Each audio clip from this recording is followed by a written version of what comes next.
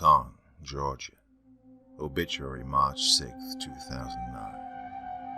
Ellen Kirby Smith, 57, passed away in her home on March 4. Ellen died the way she lived, an insufferable bitch.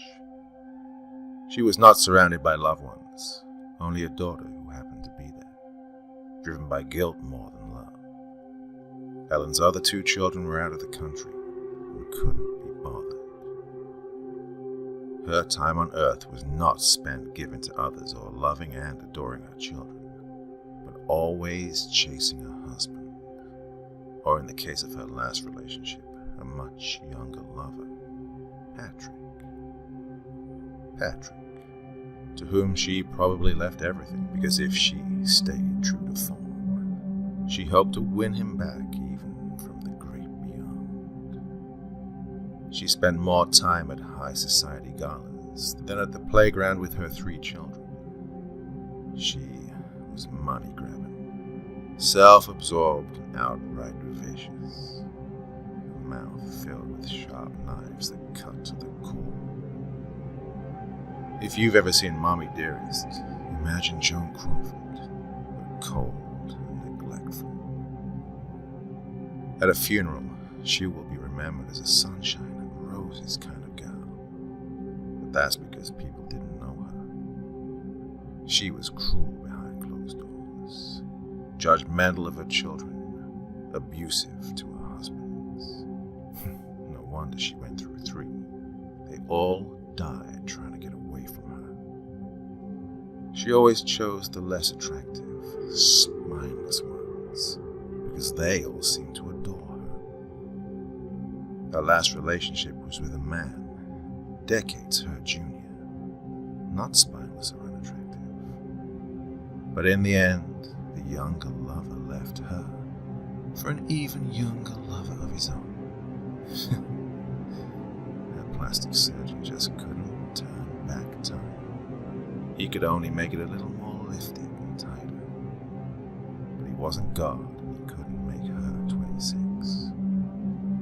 With no one left to kiss her ass, Ellen gave up and decided to die rather than live a normal life.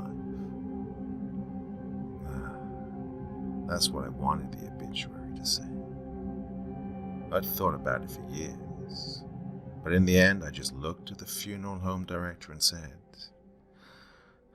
I gave you the date and place of birth, a little about her public life, and you have the date of death. Write what you want. I'm not very good with words. Not for her. Not now, I thought. The sun was shining when I left the funeral home. It was warm for March, even in Georgia. I stood in the parking lot, outside Mother's Cadillac, and took in the heat and comfort of the midday sun. It was a beautiful day to say goodbye to her. It was as if God himself was saying to me, celebrate, you are free. And so celebrate I did.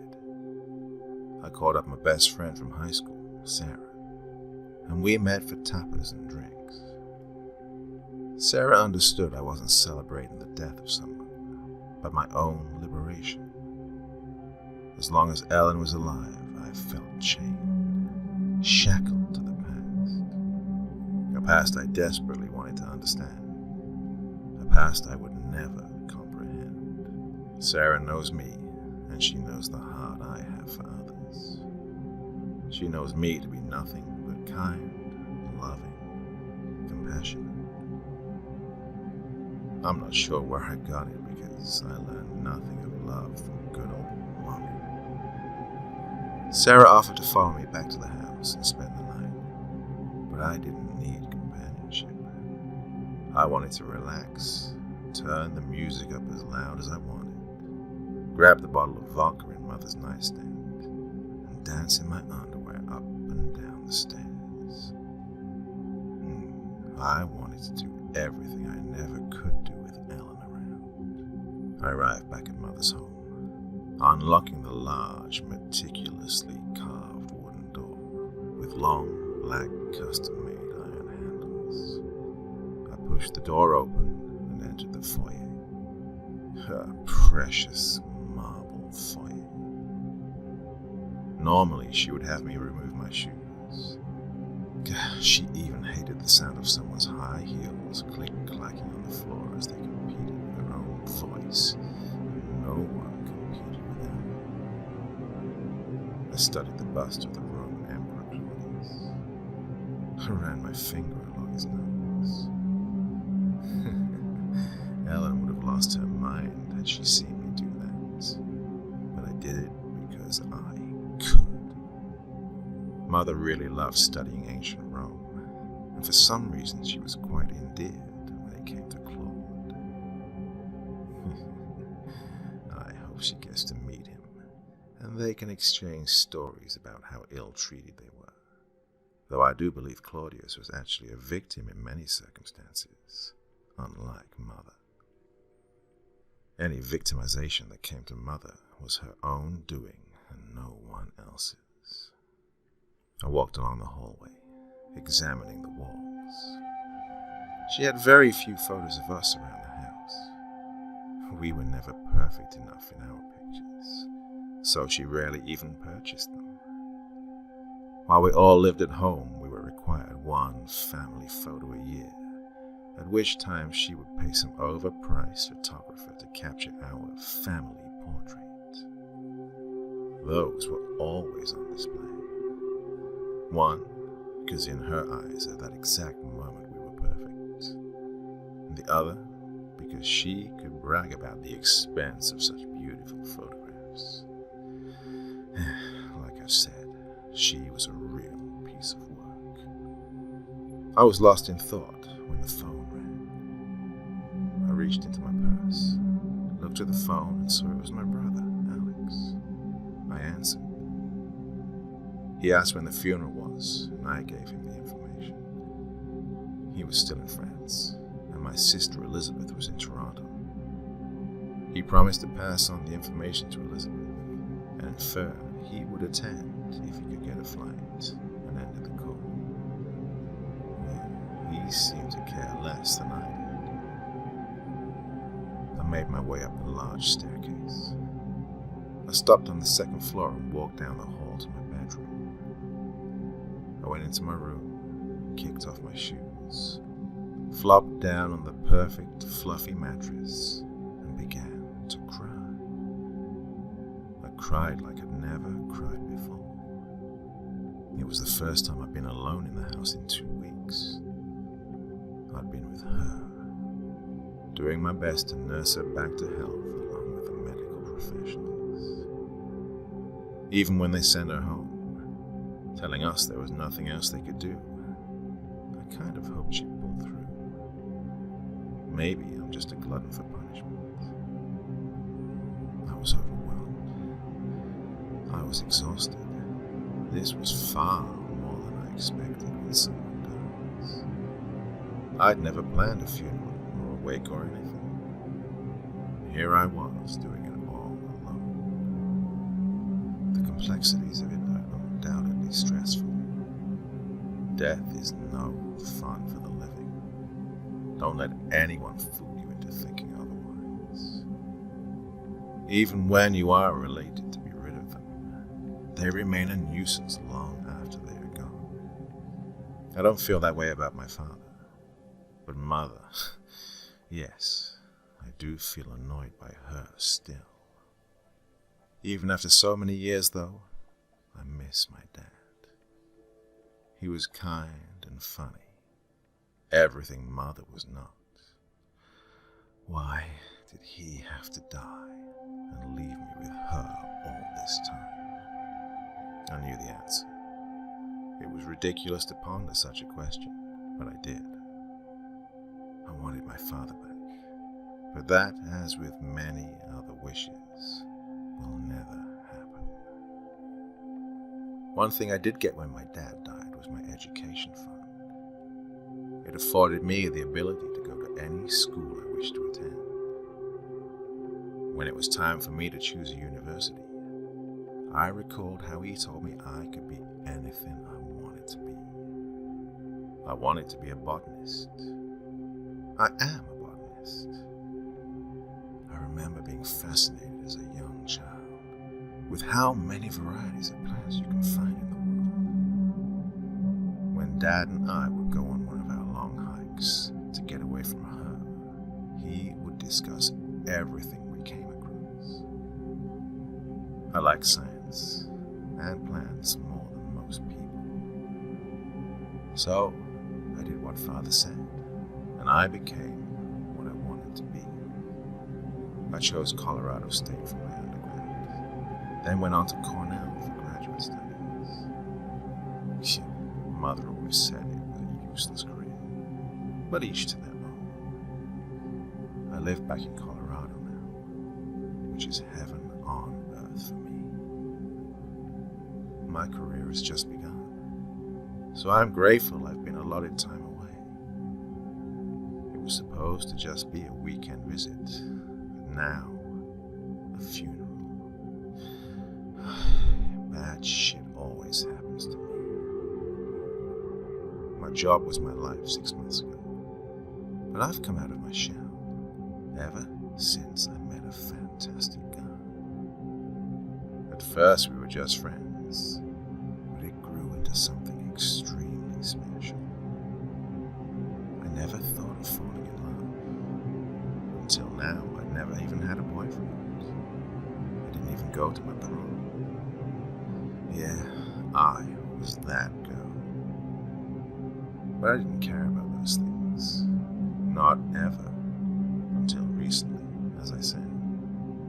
I finally have a great guy that really gets me.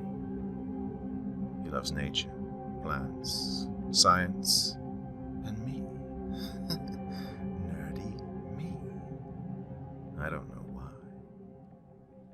He's handsome, smart, owns his own business. Yet he says there is just something about me. He actually appreciates my insecurities, understands how I feel about my life growing up. It seems he really does get me. I become giddy just thinking about it. But enough about that. Back to this mess with my mother. After I cried all I could, I dried my face, left my room and headed toward the back staircase of the house. This staircase, which leads to the attic, actually is an enormous room, which is lovely, but we call it the attic. I could see the boxes against the back wall, each labeled appropriately. Giant boxes marked Ellen High School, Ellen University, Ellen Wedding Alexander, my father, Wedding Martin, stepdad number 1, Wedding Joseph, stepdad number 2. There was another box as well, Wedding Patrick. But that was empty. He dumped her a while back. Each box had the photos, the dress, the dried flowers, anything and everything she could salvage from her multiple weddings. There were other, smaller boxes as well. One for each of the children she gave birth to, but nothing too elaborate. A few school pictures, a yearbook, small items like that. I walked past the wedding boxes. There was a long wooden shelf above them. The box I wanted was too high up, so I grabbed a step stool so I could reach it. I pushed the boxes and containers in front of it out of the way. When I finally got the small cigar box down, I opened it. I pulled out all the items until I found the ever so tiny bottle. The label, now faded, had a very faint number, 1992-09-06. That date was just days before my father died. The bottle once contained arsenic. I looked at the bottle and I whispered, "I got her, Daddy. You can rest now." A closed the box and placed it back where it had been. Months ago, once I discovered she was the one who'd taken my father away, I knew that I had to make her pay for what she'd done. I would not let the bitch who killed my father get away with it.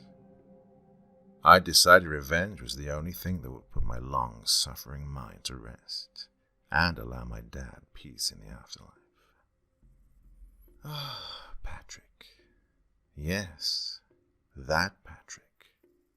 And I were very close by this time, and when I shared with him what I found, he decided to break it off with Ellen for good. He'd promised me he would eventually, and keep the promise he did. The following day, Mother was splayed across her bed wearing nothing but chiffon and tears. It was nice. Most especially because she never suspected I knew about the arsenic, or that I'd stolen Patrick from her. To some, it might sound unseemly to take your mother's boyfriend. The truth is, they hadn't really been together in months by the time Patrick and I fell in love. The second truth, I felt no shame. She never deserved him. Now, you might assume I killed her with arsenic, but no. We killed her, but not with arsenic. I got my idea when Patrick and I decided to be adventurous in our lovemaking and go into the woods. We stumbled across wild-growing, deadly mushrooms. I said, I should feed her those. Then she could die like her buddy, Claudius. What started as an offhanded comment turned into an idea. An idea that turned into an action. Patrick is a landscaper. I'm fully aware of how cliché that is. So, he went back to the woods that evening, retrieved the fungi, properly of course, and brought them to me after Ellen had fallen asleep. We made love that night like it was our first time, when in actuality our first time was months prior. You see, Mother loved a good salad. She was also hopeless when it came to anything domestic, such as preparing food. The day after Patrick brought me the mushrooms, I made for her a beautiful salad, like the loving, dutiful daughter that I am. Once she fell ill, the painful cycle of death arrived.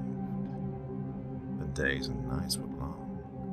The worried looks, the tears, they were difficult too. Acting is so hard.